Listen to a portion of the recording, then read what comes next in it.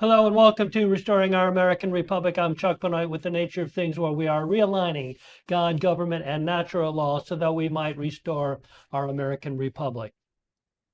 How many times do you find yourself going to meetings that are in themselves totally worthless? Leaders who disrespect your time with unnecessary jawboning instead of getting things done. It seems so much a waste of time and energy. So, what can we do about it? Well, we need, each of us, to determine what exactly we want to get done and then do it by yourself if necessary. And if you can find someone else who shares your goals, all the better, but do it. Meetings have to be with like-minded people to accomplish things. For instance, the Lake County REC under past management had a majority of members who were like-minded and got things done because of it. The new wave of members and leadership don't want to do anything, so the rift between the doers and the followers of inaction have little to do with one another. That doesn't mean that we leave the organization. It means that we have to get things done in other venues. We here at Restoring Our American Republic are looking for like-minded Republicans who would like to work on legislation, especially from your local legislators. We would also like to be a voice for those who have other interests that are conservative in nature and would like to be heard on the internet. So let us know who you are and what you'd like to be doing. And we would love to highlight you with what you're doing to make America great again. So with that, good morning, Mike Levine. Good morning, Chuck. Yes, I was at the meeting that you were at last night, and it's so interesting that, again, without getting into this rabbit hole, which we could easily do, and we do have other things to do today, at our last meeting, we pointed out how leadership made the difference between getting a Republican city councilman elected in Claremont and losing to a Democrat. And of course, I pointed out to the REC, Republican Executive Committee, that leadership lost the election. In the previous election, when Todd Howard was running for a city council seat, the chairman of the party was Anthony Sabatini. And Anthony Sabatini valued getting Republicans elected to city council seats. So he reached out to Todd Howard early, made sure that Todd Howard's campaign was set up correctly, and then supported him with volunteer efforts through election day. And our current chairman, Taylor Yarkowski, did none of that until Todd Howard came crawling to him on his belly, begging for help, knowing that he was being defeated by the Democrat. And of course, the Republican Executive Committee in that situation gave too little too late. So last night we had a meeting, and our chairman, nor any other board member other than yourself, Chuck, bothered to come to the meeting. So Monica Wofford ran the meeting, who's not an officer. You were there. You should have run the meeting. You should have been called upon. And then if you really wanted to demonstrate leadership and you're the chairman of the party, you would have zoomed into the meeting and said hello to everybody and thanked everybody for coming out, but you're tied up in the legislature, so you can't make it today. But you know that the officer in charge, which last night should have been you, but it was run by Monica, who's very capable, don't get me wrong, but she's not an officer. So therefore, I would suggest not compliant with the county model constitution.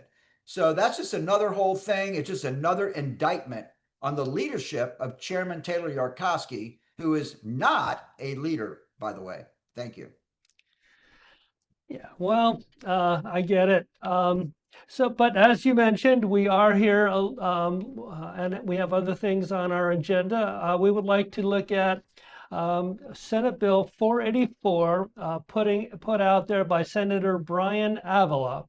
484 is Avila. about Avila, Chuck. You have to get it right. Avila, I'm sorry. Brian Avila. Avila, there we go. Yes, sir. There And you go. And that actually is kind of uh, it's related to another bill that we'll be getting into, SB 1118. But we don't want to get too far ahead of ourselves, right? Um, so this is all about these data centers, these huge data centers that are going to be requiring just uh, tons and tons of electricity and water. So I guess let's go. Let's just go ahead and get into it, Mike. And Yes. Okay. Well, it's amazing, right? Because President Trump has announced on several occasions that Meta, the company that owns Facebook, where we are streaming right now, wants to put a data center in New York. And Trump is saying that the data center will be as large as the entire borough of Manhattan. that's Seriously, insane. That's that is insane. huge, right? And So I want to open this conversation by asking the question: is it beneficial to Floridians in any way to have data centers in the state of Florida? Okay, point number one.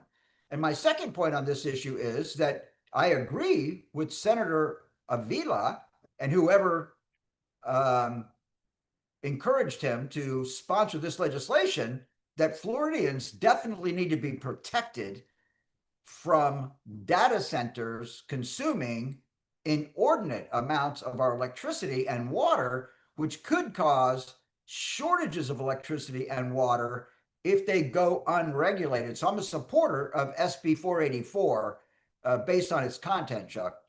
Okay, well, a couple of things of programming note. Not only are we live on Facebook, but we're also live on YouTube today. We've finally figured out what I was doing wrong to make that, to keep that from happening. But there we are. We're on YouTube and Facebook live. So thank you all for watching. And then the other thing is, what confuses me also is the idea that we're actually considering these huge electric consuming entities into the state while promoting solar power. I mean, that's insane. That is absolutely insane. Okay, Chuck. To avoid not getting the most pertinent messaging into this broadcast, um, Stick to the notes. stick to the nuts. Well, I'm just saying to you that our president tells us that these data centers should have the ability to produce their own electricity, Chuck. Yeah, And I'm that saying to you and Senator Avila that that needs to be built into this bill. They should be required to produce their own electricity and sell it to the grid if they produce more than they need, Chuck. Now, that's we can just walk through this bill yeah, line by sure. line, There we which go. is what we Okay. intended, which we will do today and Thursday. Thank you. There you go. Yeah. So data center non-disclosure agreements right off the bat defines agency for the purpose of establishing accountability, defines data centers to establish the beneficiary of confidentiality, defines the type of structure that may be considered a data center and can be freestanding structures or a space within a larger space utilized for processing, storing, or transmitting digital information. Anything like to add to that, Mr. Levine? Nope. Okay. That's Well, a well pretty, that's what the bill, the bill uh, is defining the terms that will be used in the bill. So no, we definitely do not want to discuss that. Okay. That'll okay. cloud every other issue we talk about today if we amend or uh, obfuscate that. So the next Continue. thing is right off the bat. I guess this is a real issue. It prohibits agencies from entering into non-disclosure agreements concerning discussions about prospective data center placements to the public.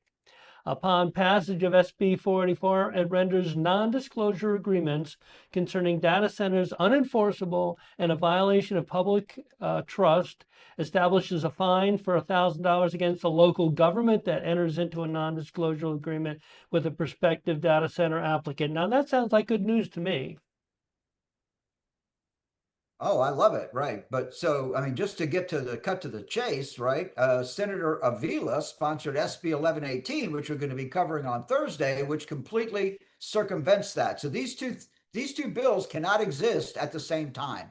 One prohibits local governments and agencies from entering into non-disclosure and confidentiality agreements, where SB 1118 requires them to enter into non-disclosure and confidentiality agreements. So these two pieces of legislation, sponsored by the same Same senator, person. cannot coexist. Okay, that's a major deal. That's really the takeaway from today's discussion and what we're going to be talking about on Thursday, Chuck. There we go. There we go. Establishes July 1, 26 as the effective date of the statute upon passage. Okay, so it establishes large load customer considerations. It establishes state of Florida concerns that data centers and other large load customers present unique planning and land development considerations such as infrastructure, compatibility, environmental impact, and efficient provision of public facilities and resources. I mean, that all seems to make sense. It does make sense, but now my mind goes to the idea that these data centers are geographically huge. I mean, the number of square feet in a data center is huge. They're gobbling up Florida real estate, and they don't employ a lot of people. So what's the benefit to Floridians, Chuck? And I'm dying for someone who's watching this or hearing this or whatever to comment. Let's hear it. I want to hear from somebody who says these are the reasons why Florida should be enthusiastic about supporting data centers, because I can't come up with one single reason. Chuck, these digital centers can belong anywhere, and they drive data to a satellite that can be distributed anywhere. So why do we want them in Florida, Chuck? Yeah, well, Mike, I haven't figured that out myself, and I'm still trying to wrap my mind around the tens of thousands of acres that for solar panels that they're pushing as well. I just don't get it. I know Florida's a big state, but Right. but we'll stick to the last notes. night, last night, Monica Wofford and I were discussing the applicability of a non-officer running the meeting, and she kept telling me, well, what is the chairman going to do? And I said to her, well, he is the chairman, so it's for him to figure out, right? So now I'm going to apply the same rationale to data centers. Well, what are the data centers supposed to do? Well, it's their data center. They're the one that wants it. So they've got to comply with all the laws in the state of Florida. I would suggest they build their own power plant if they want it. And then they've got to figure out what are they going to do about water, which they're going to have to deal with state and local agencies to deal with their water thing. But you know what? That is not for us to solve that problem for them. Let them solve it. They're the ones who want it. I don't want it necessarily. I'm not opposed to it. I mean, if a landowner wants to sell his property to a developer who wants to build a data center, I'm not here to stand in their way, but we're not going to have brownouts in all of our communities, and we're not going to go turn on our faucet, take a shower, and no water come out because some guy wants to build a data center in your backyard, Chuck. Yeah, I get it. So again, I think the safe thing to say is that so far this bill is a good bill, but we don't really want these data centers in the first place because they're going to be far more of an impediment on Floridians than they are of any benefit. So we need the bill, Chuck. We need to protect Floridians from these, global data companies from coming in and putting these structures and then sucking up all of our energy and all of our water. So we have to protect the people of the state of Florida.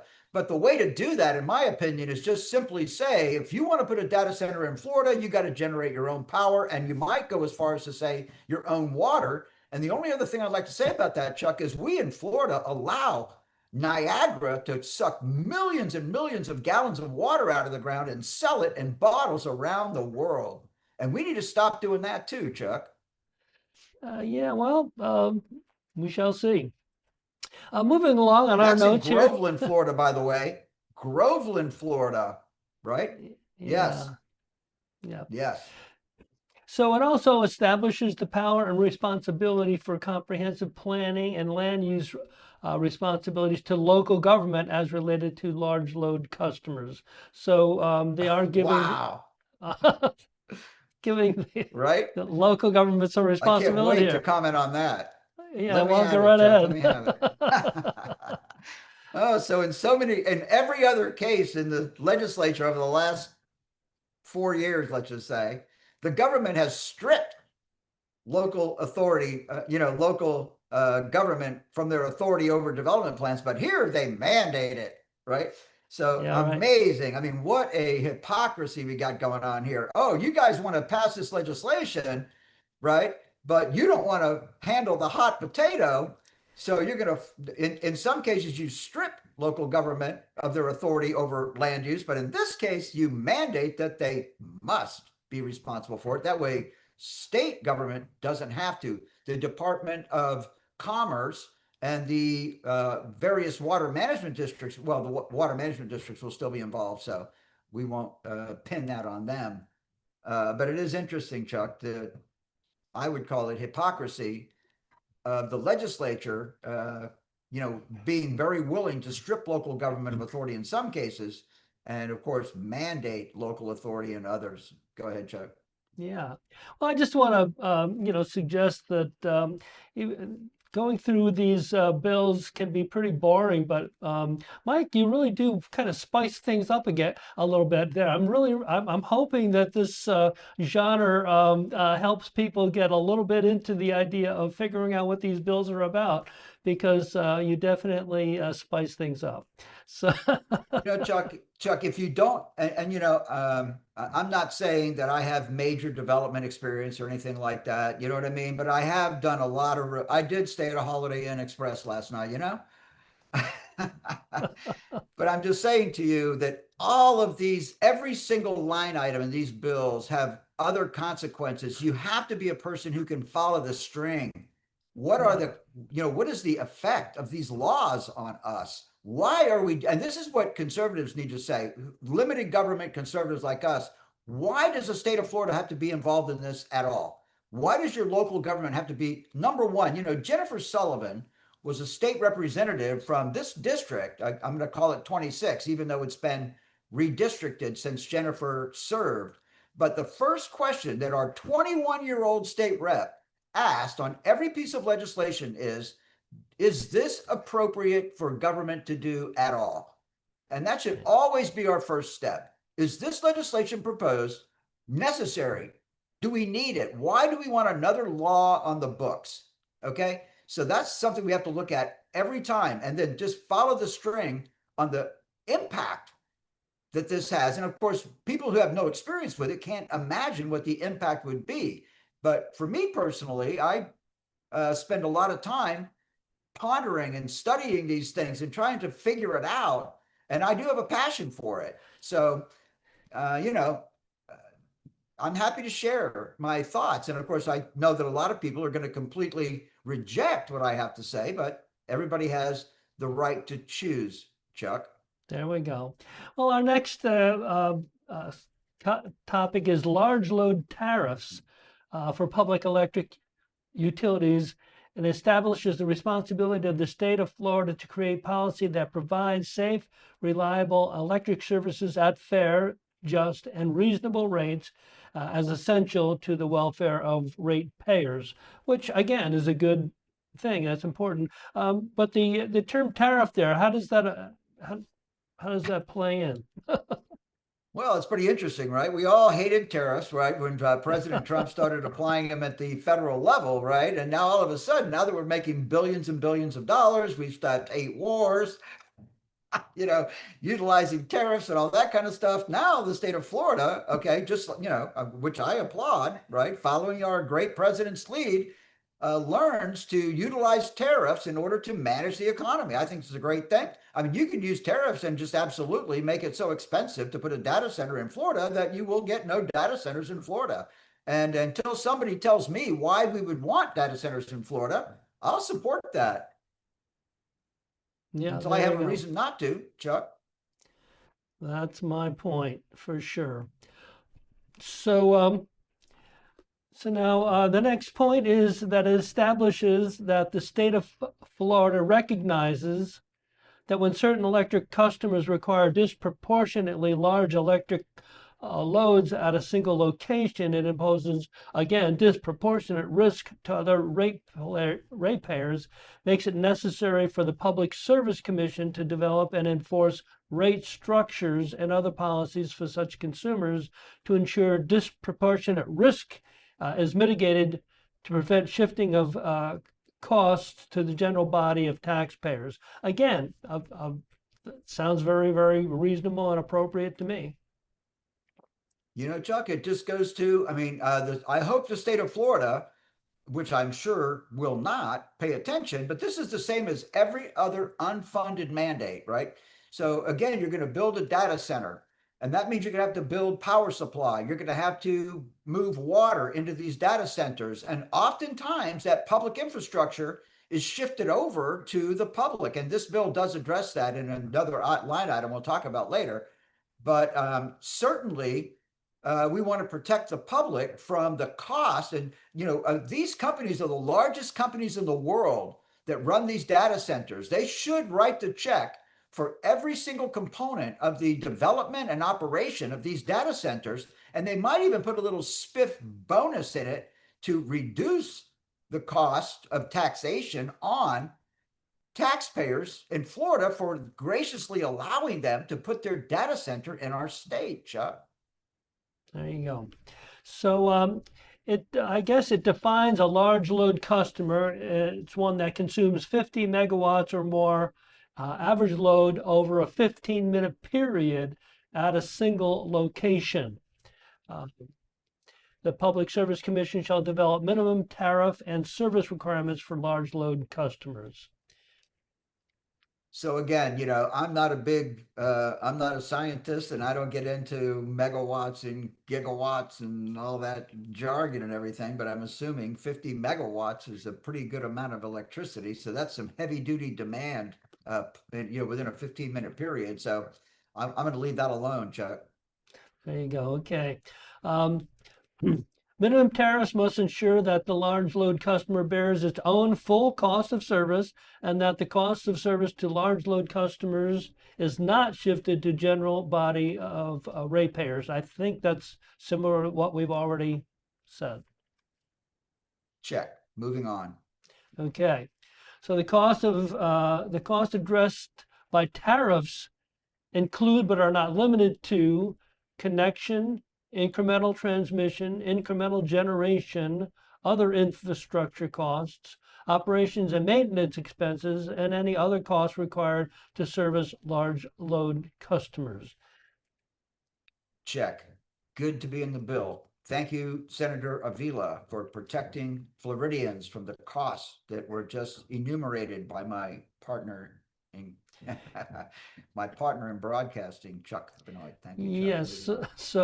So again, what we're saying is that we're not we actually like this bill, but we're still not confident. What we need is data centers in Florida. Again, especially But when we do need protection from data centers, Chuck. we So do, I'm going to yes. recommend that the legislature pass this bill unamended. Or, Right. well, no. Actually, I would like to amend the bill to require them to produce their own energy. There you So go. this bill can be improved, okay? But it's better than nothing. There you go. Okay, so the Public Service Commission may employ rate-making tools such as contributions in aid of construction, demand charges, including minimum demand charges, incremental generation charges, financial guarantees, minimum load factors, take or pay provisions, and minimum period of service contract requirements. Can we turn that into English? Basically, and I give them credit for consulting with people who understand the data center business and basically delineating some of the real costs. I'm sure that I think they did a pretty good job on it, but I'm not an expert. So, but I give them credit for taking a shot at it. And, they're, again, all of that is to specifically protect ratepayers and taxpayers from the financial impact of developing data centers in Florida. So I'm supporting that provision, Chuck. Okay. So no policy or agreement may prohibit the curtailment of or curtailment or interruption of services if the curtailment or interruption is intended to provide stability of service across the electrical grid. Now, when I read that, what I think I'm hearing is that and possibly I should just ask you to stay it, but it seems to me that something can be prohibited, and that means the data center can be prohibited from What I yeah, what I'm interpreting is that when the um, when the power creators, the utility companies who create energy, see that with all of the peak demand at certain time periods, that this is saying that that this law, if it were to be passed into law, would allow government to curtail the amount of energy provided to these large scale data centers to prevent brownouts and power shortages in other sectors of the grid. I'm going to say, because that really puts it what we're talking about, right? So I think that's basically, what I if thought the it said. power companies need to curtail the delivery of power to a data center in order to deliver in other commercial and residential uses, then the power company would have the right to do that. And this law protects that right, Chuck, Yeah. which Now I that's am what I thought grateful it said, for. and that was I was hoping it was saying that, but again, uh, I'm just so you know, I'm not a lawyer either, but whatever. I ate my Cheerios or whatever. there we go. There we go. Well, So anyway, we're beginning to come to the end of our time, and we still have plenty to talk about with SB 44.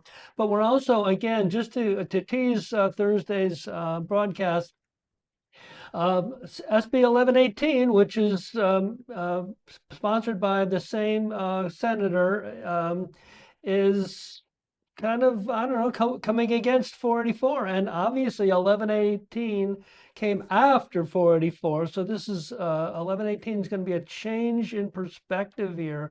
And I think our listeners and viewers really do need to take the time to check in with us on Thursday because it's not necessarily going to be a repeat of what's happening today. So, but on our final comment for today, the Public Service Commission may not provide services to a customer who qualifies as a large load customer if the prospective customer is a foreign entity.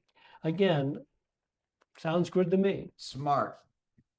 There you go. I agree with that. Right. So, Of course.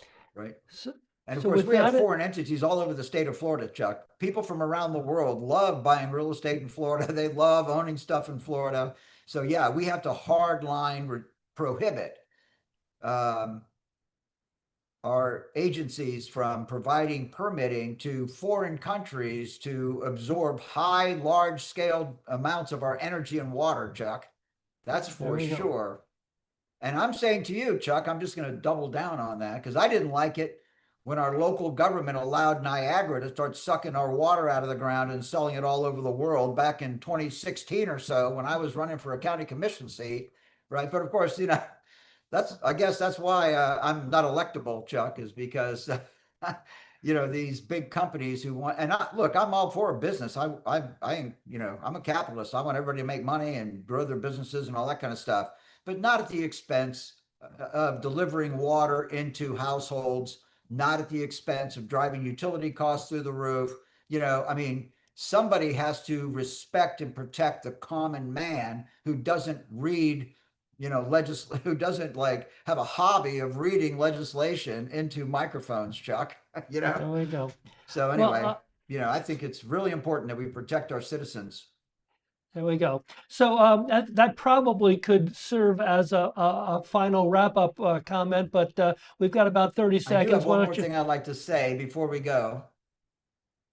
That um, transparency is really critical, and this bill 484 opens up by providing transparency.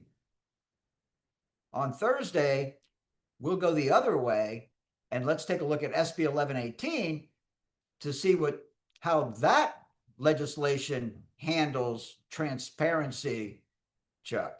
That would be my close. Thank you. There we go. Well, thank you, Mr. Levine, and thank all of you for joining in with our twice weekly broadcast. Please like and share our program. And remember, if you're unwilling to govern yourself, you will be governed by tyrants. Until next time, God bless you. God bless President Donald J. Trump. And God bless America.